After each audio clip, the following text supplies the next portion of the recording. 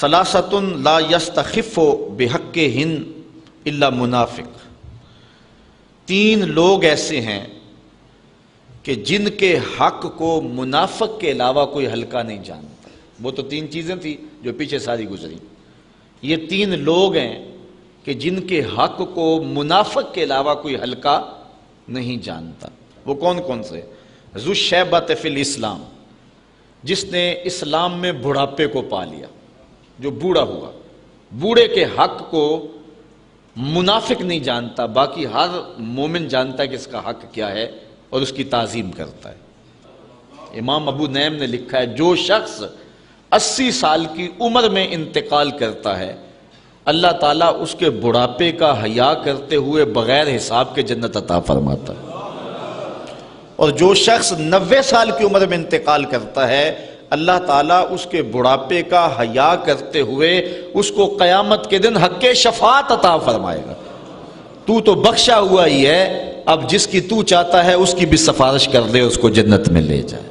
یہ اللہ کا خاص کرم ہوگا بوڑھے کے اوپر۔ حضرت باجزید بسطامی کہتے ہیں انتقال کے بعد کسی کو خواب میں ملے، 72 سال کی عمر میں انتقال ہوا تھا، تو کسی نے کہا کہ سناؤ کیا حال ہوا؟ کہا اللہ نے کرم کر دیا۔ کہا کیسے؟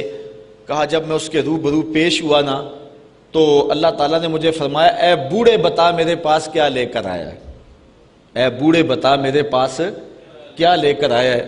تو میں نے عرض کی مالک بادشاہوں کی دہلیز پہ اگر کوئی فقیر آئے تو بادشاہ یہ تو نہیں پوچھا کرتے کیا لے کر آئے ہو، بادشاہ تو فقیروں کو یہی پوچھتے ہیں کیا لینے آئے ہو۔ میں لے کر کچھ بھی نہیں آیا، تیری رحمت لینے آیا ہوں، اللہ تعالیٰ نے بغیر حساب کے میری مغفرت فرما دی۔ تو بوڑھے کی عزت اور تکریم یہ ایمان کی علامت ہے، اور جو بوڑھے کی عزت نہیں کرتا ہے وہ منافق ہوگا۔ وذو العلم، اور دوسری بات علم والا شخص، عالم شخص اگر بھٹک بھی جائے نا تو پھر بھی اس کی قدر کرو اور اس کے لیے دعا کرو کہ اللہ اس کو ٹھیک کر دے۔ تو علم والے کی قدر بھی جو ہے وہ مومن کرتا ہے۔ منافق عالم کا گستاخ ہوتا ہے، یہ بات آپ کو بتاؤں، جو منافقانہ روش رکھتا ہوتا ہے اس کے سینے میں عالم کے لیے قدر نہیں ہوتی ہے۔ اور عالم وہ بابرکت ہستی ہے کہ حضور علیہ السلام نے فرمایا کہ عالم کے لیے کائنات کی ہر شے حتی الحیتان فی البحر، یہاں تک کہ سمندر کے اندر جو مچھلیاں ہیں وہ بھی اس کی زندگی کی دعا مانگتی ہیں۔ یہ کتنی بڑی بات ہے، اور میں کہتا ہوں اس سے بڑی بات کیا ہوگی کہ حضور نے فرمایا العلماء ورثۃ الانبیاء، علماء نبیوں کے وارث ہیں۔ کتنی بڑی بات حضور نے فرمائی۔ سلطان محمود غزنوی اس حدیث پہ یقین نہیں رکھتا تھا، وہ کہتا تھا کہ شاید یہ علماء نے خود نہ حدیث گڑی ہوئی ہو کہ یہ علماء نبیوں کے وارث، اتنا بڑا اعزاز۔ دوسرا شک اس کو اپنے باپ کے بارے میں تھا، سلطان سبکتگین ہے یا کوئی اور۔ تیسرا اس کو شک قیامت کے بارے میں رہتا تھا۔ یہ ابتدائی زندگی کے حالات ہیں۔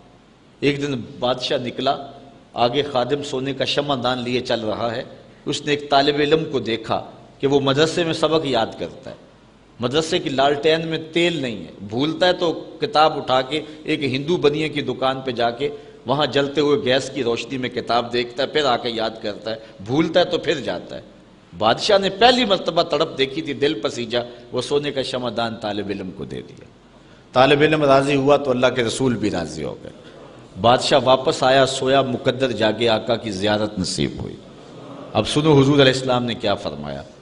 فرمایا اے سبکتگین کے بیٹے محمود، آج تو نے میرے ایک وارث کی قدر کی ہے، کل قیامت کے دن میں تیری شفاعت کروں گا۔ حضور نے ایک جملہ ارشاد فرمایا، 3 شک بھی دور کیے، جنت کی بشارت بھی عطا فرمائی۔ تو یہ علماء کے لیے یہ کافی ہے کہ وہ حضور علیہ السلام کی جان نشینی کا اعزاز رکھتے ہیں۔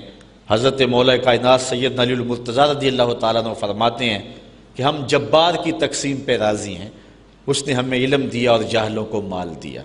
مال جو ہے یہ فرعون اور نمرود کی وراثت ہے، اور علم انبیاء کی وراثت ہے۔ تو جو ہوگا منافق وہ عالم کی قدر نہیں کرے گا۔ وَإِمَامٌ مُقْسِطٌ، اور تیسرا شخص جس کی منافق عزت نہیں کرتا وہ عادل حکمران ہے، امام مقسط ہے، عادل قاضی ہے۔ تو عادل قاضی کو علماء نے لکھا ہے الانحناء للسلطان اور لغیرہ مکروہ، کہ بادشاہ کے سامنے یا کسی اور کے سامنے جھکنا ممنوع ہے، اور ان کے ہاتھ چومنا بادشاہوں کے حکمرانوں کے یہ بھی ممنوع ہے۔ لیکن اگر کوئی عادل حکمران ہو جو عدل و انصاف سے دھرتی میں امن قائم کرے تو اس کا اگر ہاتھ چوم لیا جائے محبت سے تو یہ کراہت نہیں ہوگی، چونکہ وہ بھی اللہ تعالیٰ جل شانہ کی ایک عطا ہے جو انسانیت کو عطا کی گئی ہے۔